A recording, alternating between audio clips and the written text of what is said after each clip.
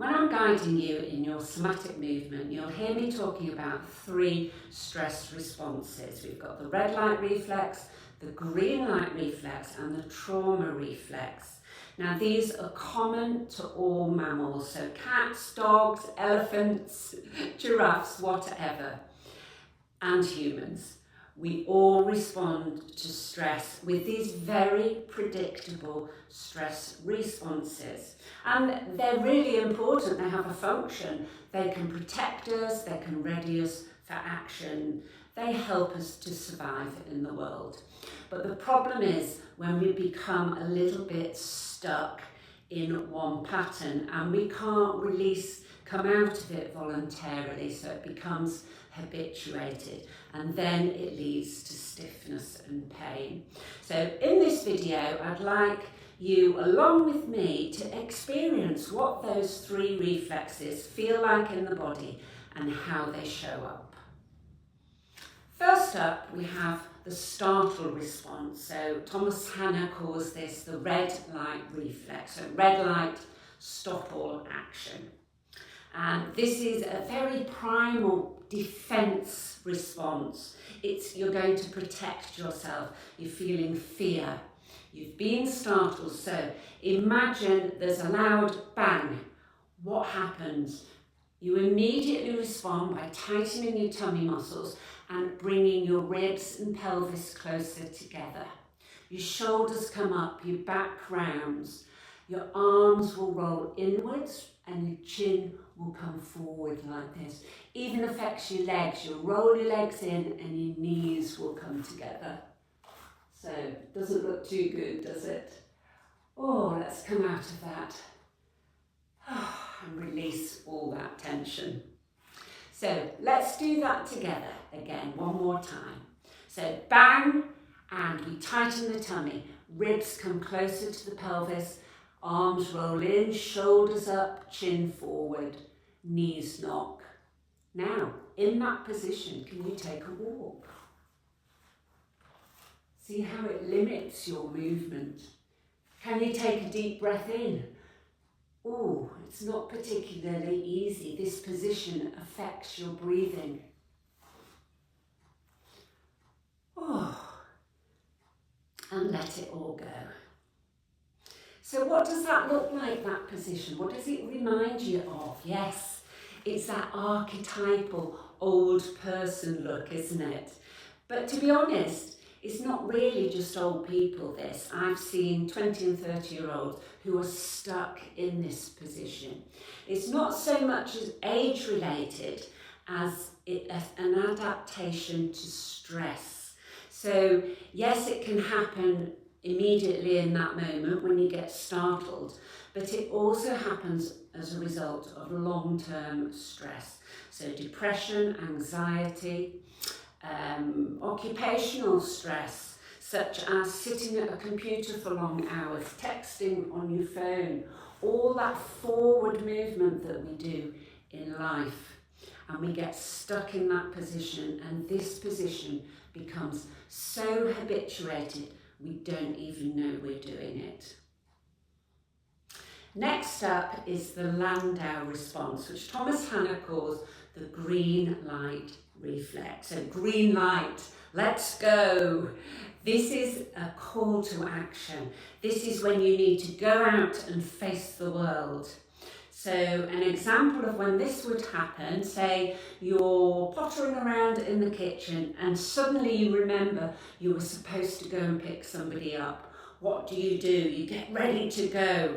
So you contract your back muscles, you squeeze your bottom, your shoulders go back, your ribs and pelvis come away from each other, and you tuck your chin, standing like this. Looks a bit like a soldier, doesn't it? Ready for action. Oh, let's let all that go. So, do that with me now. Let's create that reflex. What did we do?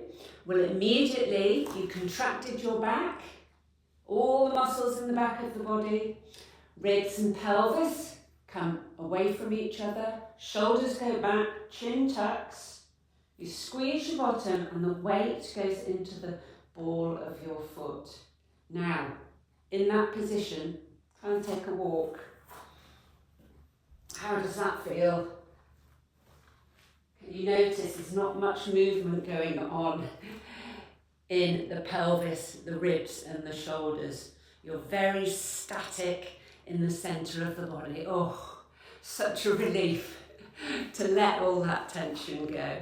So I do see this a lot. This is often with type A personalities who are go, go, go in life. They're very driven, they're getting stuff done. It always makes me laugh when I watch a TED talk, because when people are about to present a TED talk, they go into that posture. And again, that's fine. We need that. We need to go forward into the world. But again, the problems arise when that pattern becomes habituated and we lose voluntary control.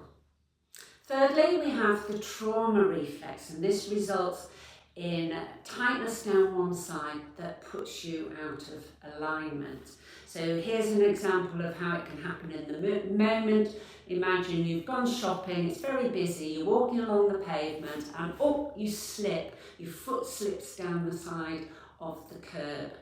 And can you see what happens? Here I've contracted on this side and I'm putting all the weight through this side here. And that's very useful, it's there to keep me upright. So it's a very natural, really good response in those situations. However, in life, things happen where we have to stay in that position for a long time. It becomes a habit. So, for example, you break this leg. What do? They put it in a pot and you spend 6 weeks walking around having to put your weight on this side the whole time. Your leg recovers, they take the pot off, but your brain has got so used to putting weight on that leg, it thinks it's normal. And so you walk around a little bit like this, out of alignment. So try that with me. Imagine that you're walking barefoot in the house and you stand on something sharp with one foot. So you take the weight off that foot to relieve the pressure and you put all the weight onto the other leg, and you can see what's happened here. So my hips are now out of alignment. This hip is hiked up. I'm contracting this side, lengthening this side. My shoulders dropped. So in order for me to keep my head upright, I have to contract it more on this side than the other side. Now you're in that position. Let's take a walk.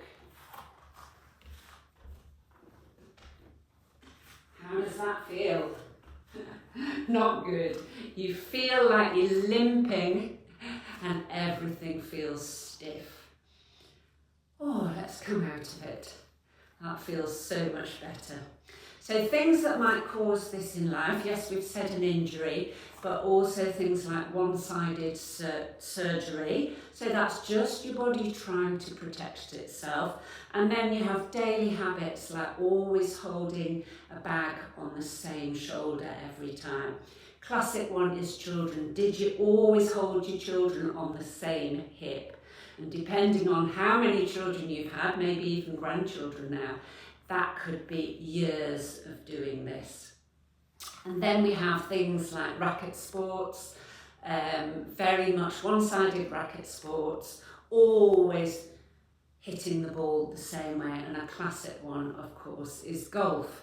So when you're doing that, you get it, if you're in this position out of alignment, you can imagine that there's more pressure on some of the joints on one side. So this can lead to one-sided ankle, knee, hip, shoulder and neck pain, because you're simply overloading those joints. You're not in a neutral position, and so you're contracted in certain parts of the body all the time, creating tension, fatigue and obviously pain too.